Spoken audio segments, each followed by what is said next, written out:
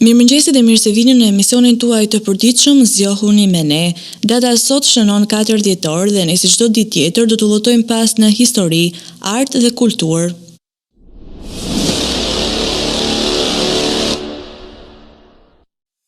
Do të vjojmë ngjarjet më të rëndësishme të kësaj date. Do të shkojmë shumë pas në kohë në vitin 771, Karlomani i parë i Frankëve largohet nga kjo botë, duke ja lënë fronin të vëllait Karlit të Madh.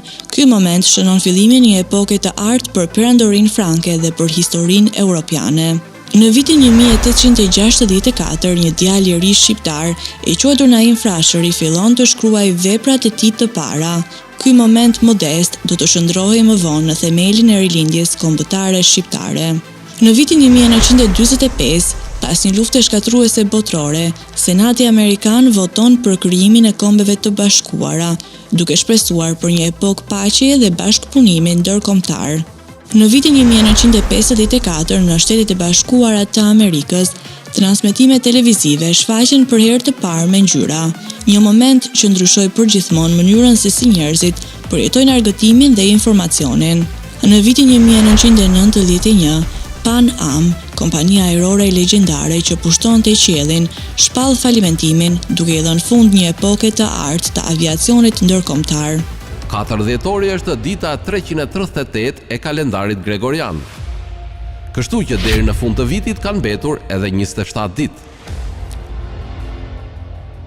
Ngjarje 1859. U themelua Mekteb i Mulkije.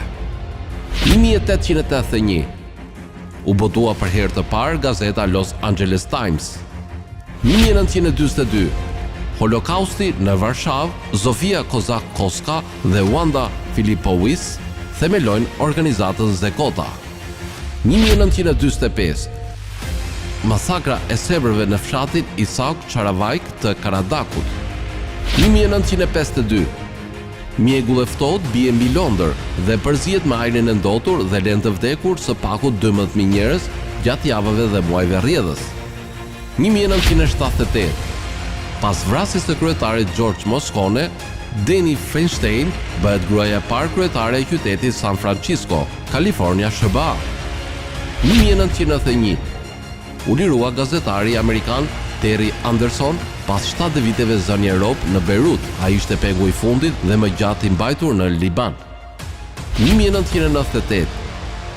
U lëshua Unity Module, moduli i dytë i stacionit hapësinor ndërkombëtar. Lindje 1875. Lindi Rainer Maria Rilke, poet. 1886. Lindi Vasili Kandinsky, piktor. 1915. Lindi Andy Haywood, komponist. 1930. Lindi Jimmy Hall, muzikant jazz. 1933. Lindi Horst Buchholz, aktor. 1945. Lindi Ralph Dormi, kompozitor dhe profesor akademik shqiptar. 1949. Lindi Jeff Bridges, aktor. Vdekje 1679. Vdik Thomas Hobbes, filozof anglez. 1926. Vdik Ivana Kabilica, piktor sloven. 1137. Vdik Lotari III Sakson, mbret gjermano-romak. 1933. Vdik Stefan George, letrar gjerman. 1954. Vdik Ivo Parac, skulptor kroat. 1975. Vdik Hannah Arendt, filozof gjerman. 1993. Vdik Frank Zappa, muzikant amerikan. 2006. Vdik Duško Grubović, shkrimtar dhe aktor kroat.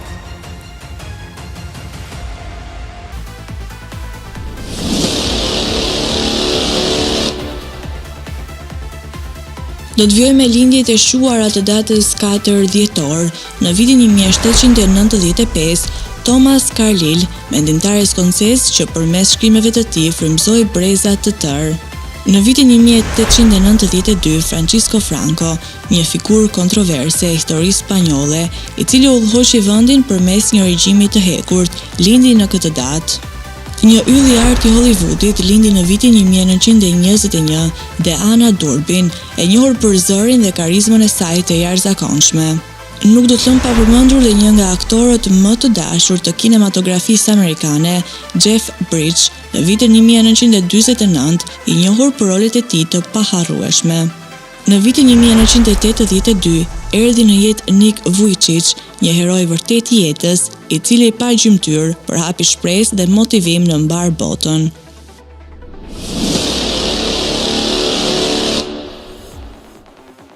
Do të vijmë të flasim për humbjet që lanë boshllëqjen në datën 4 dhjetor, në vitin 1131, Omar Khayyam, poeti që krijoi vargje të përjetshme dhe astronomi që pa yjet si askush tjetër, ndërroi jetë. Në vitin 1642 na la dhe një strateg politik që ndryshoi rrjedhën e historisë franceze, kardinali Richelieu. Në vitin 1893 ndërroi jetë gjithashtu John Tyndall, shkencëtari që zbuloi misteret e ajrit dhe dritës. Një laureat i çmimit Nobel ndërroi jetë në vitin 1935, Charles Richet, një pioner i madh në fushën e mjekësisë. Gjithashtu në vitin 1993 ndërroi jetë një ikon e muzikës eksperimentale, i cili sfidoi kufijtë e artit dhe mendimit.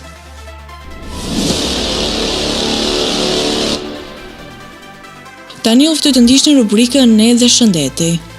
Bizelet përmbajnë sasi të mëdha të vitaminave të grupit B, por edhe vitaminave A e C.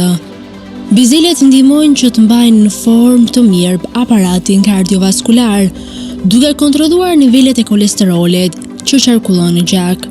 Përfitimet shëndetësore që kemi nga bizelet. Konsumimi i tyre këshillohet në dietat për humbjen e kileve të tepërta. Bizelet kanë pak kalori dhe zero kolesterol dhe janë të pasura në përbërës ushqyes, proteina dhe fibra. Ndihmojnë në humbjen e peshës. Fibra tek bizelet bën që të kemi ndjesinë e ngopjes për një kohë të gjatë. Për sistemin digestiv, bizelet ndihmojnë tretjen dhe përmirësojnë nivelin e metabolizmit.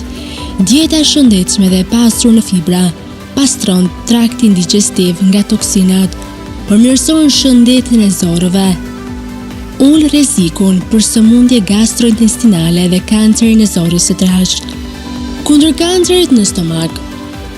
Bizelet përmbajnë sasi të lartë antioksidantësh dhe kanë përbërës antiinflamator, si dhe polifenolin, që ulin riskun e kancerit në stomak. Për kocka më të forta, vitamina K1 është një vitaminë shumë e rëndësishme, pasi aktivizon proteinat në kockë, duke kontribuar në shëndetin e tyre, duke ruajtur nivelet e kalciumit, po ashtu duke ndihmuar organizmin të përthith kalciumit. Vitamina si B1, B6 dhe acidi folik ndihmojnë në parandalimin e osteoporozës dhe artritit. Për shëndetin e zemrës, niacina ndihmon në reduktimin e prodhimit të trigliceridave dhe të kolesterolit të keq, duke ngritur kolesterolin e mirë. Antioksidantët si A, C dhe E mbështesin enët e gjakut dhe qelizat. Vitaminat B1 dhe folatet B2, B3 dhe B6 mbështesin shëndetin e nervave. Luteina dhe vitamina K reduktojnë stresin dhe ulin riskun për sëmundje zemre dhe arteriosklerozë.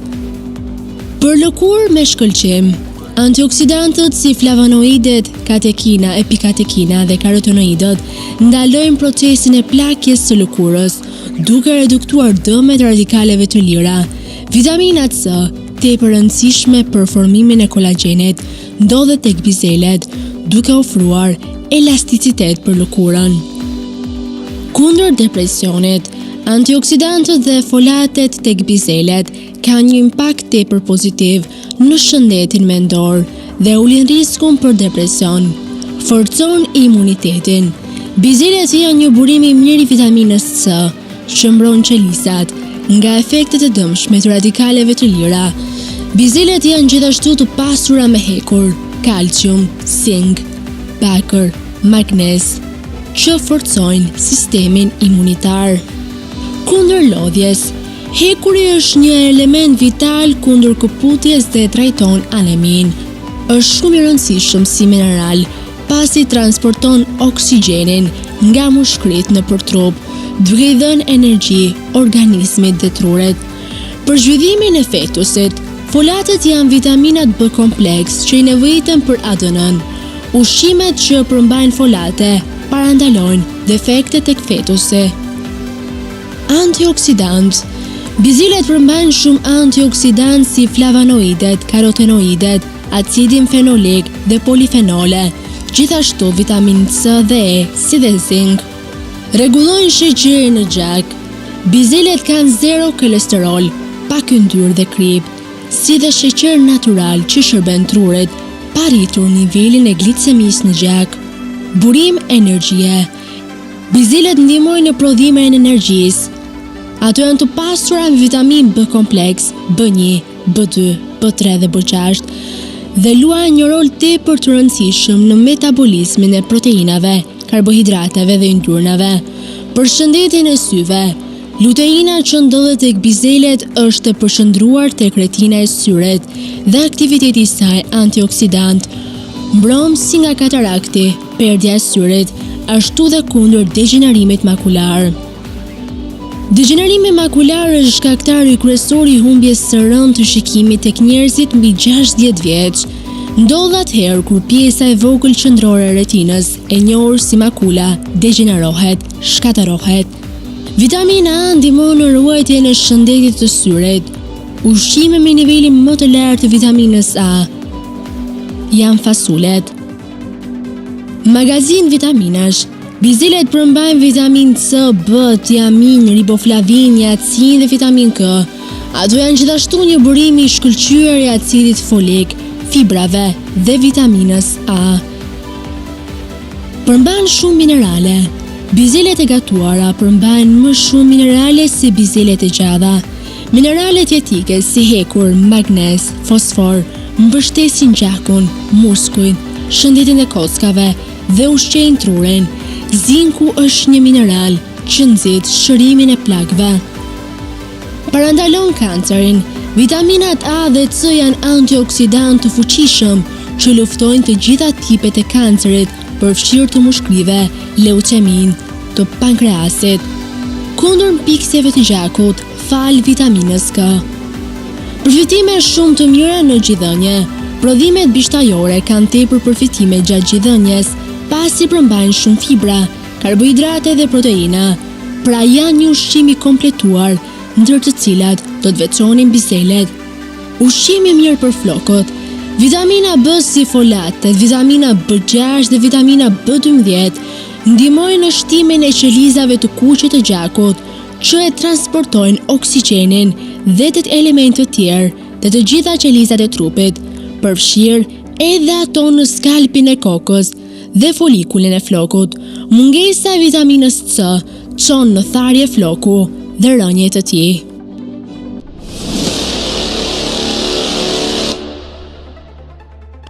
Për biografinë e ditës së sotme kemi zgjedhur të flasim për Francisco Franco, një general që ndau historinë e Spanjës.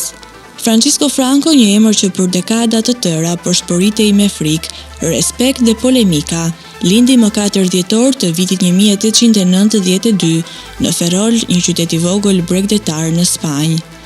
Fëmijëria e tij nuk mund të ishte asgjë e jashtëzakonshme, por në ato kohë askush nuk mund ta parashikonte se ky djalë i heshtur do të bëhej udhëheqësi më i fuqishëm dhe më i diskutueshëm në historinë moderne të Spanjës.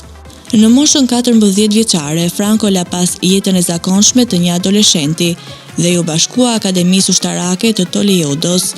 Në një kohë kur Spanja po humbiste kolonitë e saj dhe ndikimi i saj ndërkombëtar po zbehej, Franco u shua si një oficer i zellshëm dhe ambicioz. Ai fitoi famë në Marok, ku shërbeu me guxim në Legjionin Spanjoll, një forcë elitare ushtarake që e ngjiti atë në hierarkinë e ushtrisë. Në vitin 1936, Spanja u përfshi nga një luftë civile shkatërruese, një përplasje midis republikave progresiv dhe nacionalistëve konservator. Në këtë kaos, Franco u ngrit si figura kryesore e nacionalistëve. Me mbështetjen e fuqive fashiste si Gjermania naziste dhe Italia fashiste, ai triumfoi në luftë dhe në vitin 1939 shpalli veten udhëheqës të Spanjës. Në sundimin e tij që zgjati deri në vitin 1975, Spanja kaloi dekada të izolimit ndërkombëtar dhe represionit të brendshëm. Franco qeverisi me dorë të hekurt, duke ndaluar partitë politike, censuruar mediat dhe shtypur ashtë për çdo opozit. Por për shumë kënd, ai ishte një hero që shpëtoi Spanjën nga komunizmi dhe çoi vendin drejt stabilitetit. Për të tjerët, ai mbeti një simbol i tiranisë. Franco është një figurë kontradiktore, ndërsa qeveria e tij njihet për recepsion dhe mungesë të lirive. Ai gjithashtu arriti ta mbajë Spanjën jashtë luftës së dytë botërore, duke shmangur një katastrofë të re kombëtare.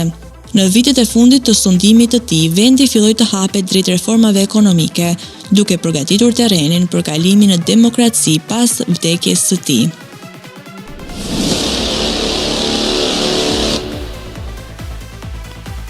Do të vjojmë me rubrikën Kuriozitete, ku sot do të flasim për vendin e vetëm që nuk ka asnjë rrugë. A dini se ekziston një vend në botë ku nuk ka asnjë rrugë? Ky vend është Gjirokastra, por jo ajo që njohim në Shqipëri. Bëhet fjalë për një komunitet unik të quajtur Gjetorn në Holand, i njohur si Venecia e Veriut. Në këtë fshat të mahnitshëm, transporti bëhet vetëm me varka ose bicikleta. Kanale të ngushta dhe ura druri lidhin shtëpitë e ndërtuara në mes të ujit. Vetëm 2800 banor jetojnë aty, duke ruajtur një mënyrë jetese të qetë dhe ekologjike. Origjina e kanaleve daton që në shekullin e 13, kur banorët filluan të gërmojnë për torf, duke krijuar gropa që më vonë u mbushën me ujë. Fshati është bërë një destinacion i famshëm turistik, duke udhëhequr mijëra vizitorë çdo vit. Nëse kërkoni të jetoni një jetë të ngjashme me përradhat, Gjetorn është vendi ideal.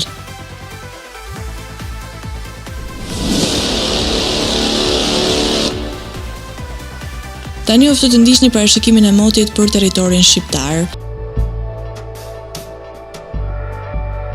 Territori shqiptar për datën 4 dhjetor 2025 do të jetë në ndikimin e masave ajrore të lagështa, duke sjellë vranësira dhe reshje të here pas hershme shiu në shumë zona të vendit.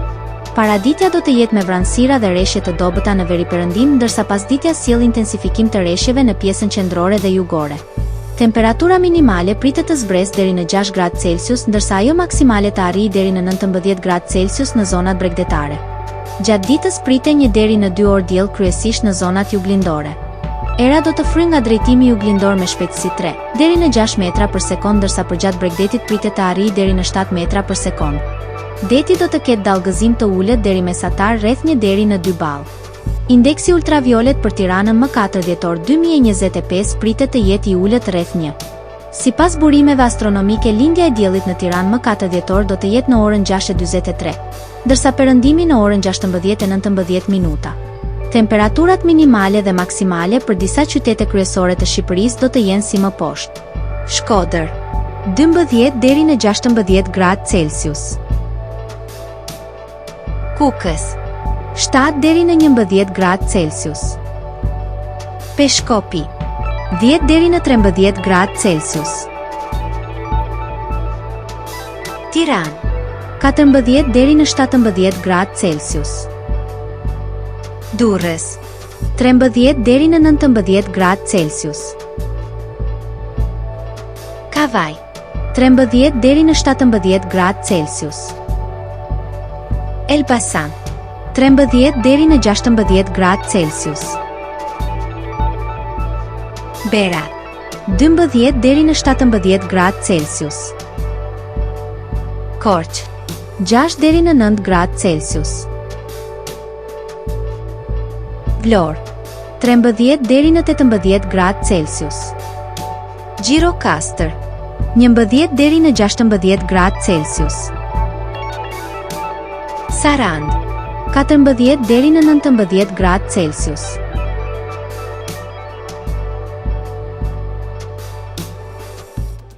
Tani u ftë të ndiqni parashikimin e motit për territorin e Kosovës. Territori i Kosovës për datën 4 dhjetor 2025 do të jetë në ndikimin e masave ajrore të paqëndrueshme duke sjellë mot me vranësira të shpeshta dhe rreshje të dobëta shiu në disa zona. Paraditja pritet të jetë me mot pjesërisht të vranët, ndërsa pasditja sjell rreshje lokale në perëndim dhe jug të vendit. Temperatura minimale pritet të zbresë deri në 3 gradë Celsius, ndërsa ajo maksimale të arrijë deri në 11 gradë Celsius në zonat e ulta. Era do të fryejë lehtë nga drejtimi jug-perëndim me shpejtësi 2 deri në 4 metra për sekond. Indeksi ultraviolet për Prishtinën më 4 dhjetor 2025 pritet të jetë i ulët rreth 1. Sipas burimeve astronomike, lindja e diellit në Prishtinë më 4 dhjetor do të jetë në orën 6:42, ndërsa perëndimi në orën 16:09 minuta. Temperaturat minimale dhe maksimale për disa qytete kryesore të Kosovës do të jenë si më poshtë. Mitrovica, 6 deri në 11 gradë Celsius. Podujev, 5 deri në 10 gradë Celsius. Skënderaj, 4 deri në 10 gradë Celsius.